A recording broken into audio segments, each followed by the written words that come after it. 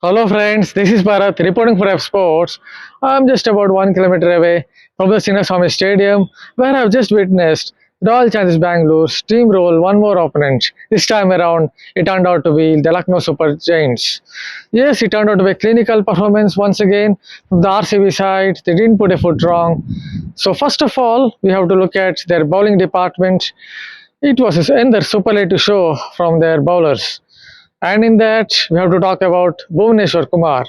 See, a couple of seasons ago, I felt as if Bhuvneshwar Kumar was coming to the fag end of his career, illustrious career. He was struggling a little bit, even in T20 cricket. But a couple of seasons later, fast forward to 2026, he's still performing well for RCB. Even in 2025, he turned out to be one of the cornerstones of RCB's title triumph, their maiden triumph. Obviously, they achieved it in the Colosseum of Ahmedabad. So this time around, if you see, he's able to minimize his weaknesses and maximize his strengths. How can I say that? Well, to exemplify the point, look at this particular example.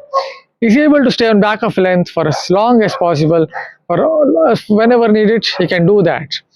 And someone who's a genuine swing bowler, be it in 2008-9 season when he played in the Ranji Trophy, be it in somewhere in 2018, he was still a genuine swing bowler. Even now, he can swing the ball. But for a genuine swing bowler, he's still able to stay on back of length, and that testifies the fact that he's a very skillful bowler, a very determined bowler as well. Believe me, he's not someone who's a hit the deck fast bowler. So without snapping his back that hard, it's not so easy to stay on back of length. He's also able to bowl slow short balls. He has other variations as well. I think he's a complete T20 bowler in my book. So that is about Bhuvneshwar Kumar and how he's able to maximize his strengths and minimize his weaknesses. Then we have to talk about Rasikh as well. He took a 4 for here. He's someone I think is growing in stature as a bowler. Obviously, he has a good off cutter. He's someone I think has got better at nailing the Yorkers. Just like Bhuvneshwar Kumar, he also got a little bit of old ball swing. It could be a little bit of contrast swing more than reverse swing as far as Rasikh is concerned. Although it's not so easy to look at it or zoom in on whether it's a reverse swing or contrast swing from the press box. But yes, he has good control. I think he's developed his bowling smarts as well. Someone who can turn out to be a very good buy for RCB, especially on tracks that stay slightly on the slower side, a little bit of a tacky surface like what we saw at the Chinnaswamy Stadium. Then there is Josh Hazlewood. What can I say about this experienced fast bowler? I think he's still at the peak of his prowess, despite suffering that Achilles injury. His comeback, he's made a successful comeback here in the IPL. Yes, he was hit for a few runs, but that was because of in the previous game that he played against Rajasthan Royals, he was hit for a few runs, but that was basically because they had a wonder kid called Vaibhav Suryavanshi. See, I don't need to say much about Hazlewood's strengths. He's someone who's able to extract bounce, like awkward bounce from a slightly fuller length. We saw that today as well when he was bowling to the likes of Rishabh Pant and Nicholas Puran. He's also added a variation. We have seen that again, time and again over the last couple of years, where it seems as if it's a slower ball or a variation. At the last moment, it feels like it's coming out as a cross-seam delivery. That's what he basically did a couple of games ago. Today as well, he was doing that while bowling to Puran and others. And believe me, again, that's not at all easy to tweak your grip at the nth moment. Again, it testifies the fact that he's a very skillful bowler, not just someone who extracts awkward bounce because of his high release point and because he snaps his back quite hard. That was about the 3 fast bowlers. Again, have to touch upon Krunal Pandya as well.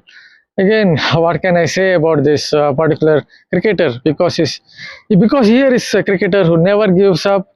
Seems like he's throwing the kitchen sink at the opponent, be it that short ball, be it that, what can I say, with round arm action, bowling at 115 kilometers per hour. He varies his pace quite well too. He can go up to 115 kilometers per hour and get it back to 90 kilometers per hour. And again, it encapsulates the point that she's someone who's a very gritty cricketer who basically throws the kitchen sink at the opponent. So that was about RCB's clinical performance with the ball in hand. But how can I forget Virat Kohli? Yes, we seem to have a little bit of a niggle. He had a strapping on his left leg before this game. In the practice session, I saw that. But despite all that, he could be, perhaps he was under weather too. But despite all that, Virat Kohli came out all guns blazing with a bat in hand, with a willow in hand. Especially that majestic shot that he played of Shami, the majestic punch, exemplifies the point that he's still a good player of pace bowling. I saw that in the practice sessions time and again, March 20th onwards, where he was playing some really good shots, eye-catching strokes against fast bowling, be it the pull stroke, be it on the drives, punch, sometimes obviously the punch to the covers. I'm not thinking about the punch via the backward, via the point region. But yes, he was playing all kinds of strokes, the flick stroke as well. So I think still a very good player against fast bowling. Maybe a little bit suspect against certain kinds of spinners, but I don't think he has lost any of his skills against fast bowling in limit overs cricket. So that was about RCB's wonderful performance.